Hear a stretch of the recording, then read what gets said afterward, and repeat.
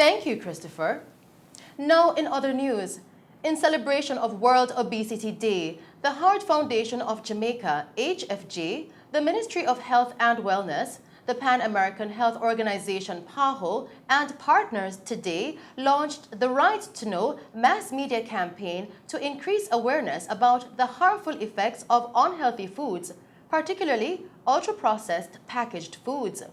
These are usually high in salt, sugar, and saturated fats or trans fats. Research has connected these nutrients to increased risk and prevalence of obesity and other chronic nutrition-related non-communicable diseases, NCDs.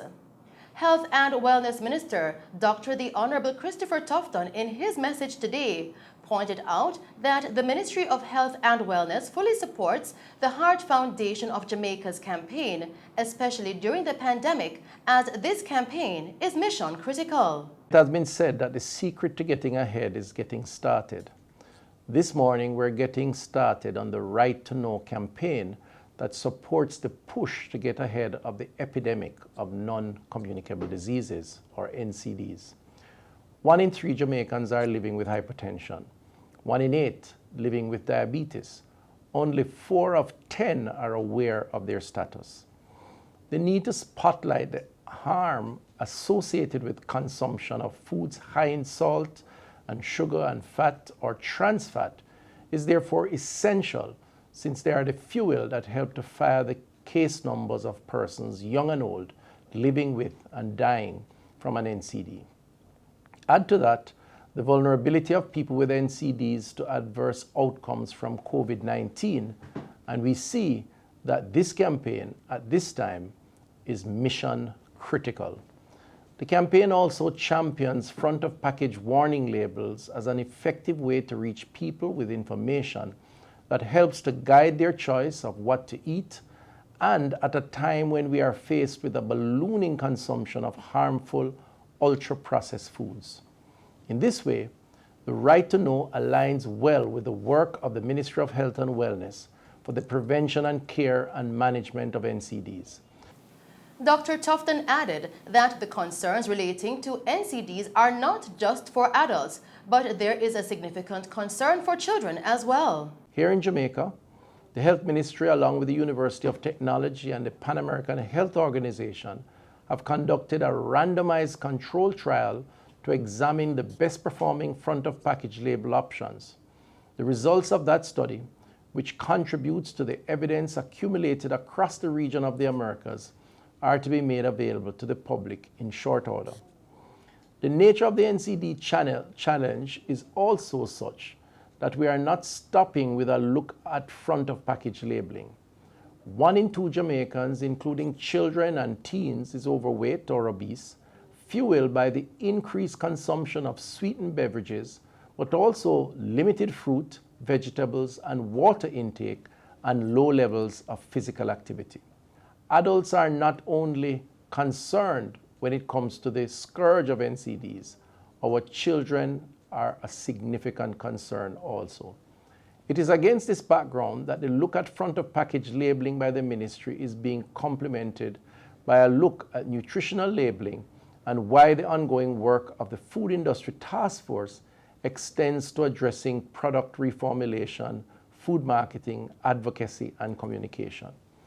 This is with the objectives to reduce children's exposure to unhealthy food advertising, reduce portion size of energy-dense foods and products, and improve the quality of food sold by food outlets and vendors.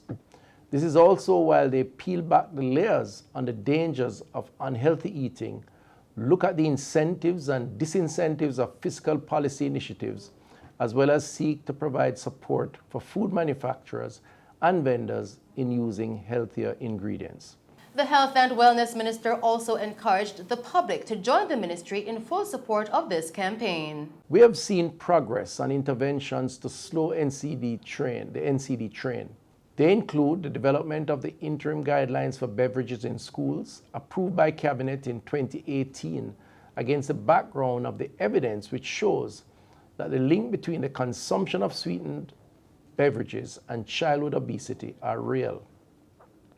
We have also developed the capacity in Jamaica to test for sugars, salt, total fat, saturated fat, and trans fat, courtesy of upgraded lab equipment and training done with the Bureau of Standards and the Scientific Research Council.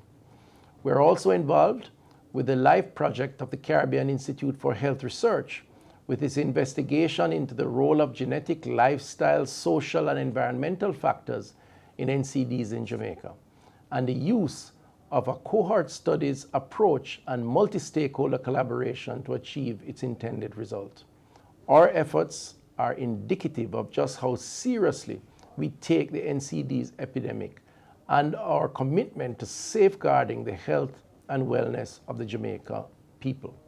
The Right to Know campaign of the Heart Foundation of Jamaica has my full endorsement, and I urge the people of Jamaica to themselves embrace it and what it means for their empowered decision making about what to eat, given the implications for their health, that of their families and their communities.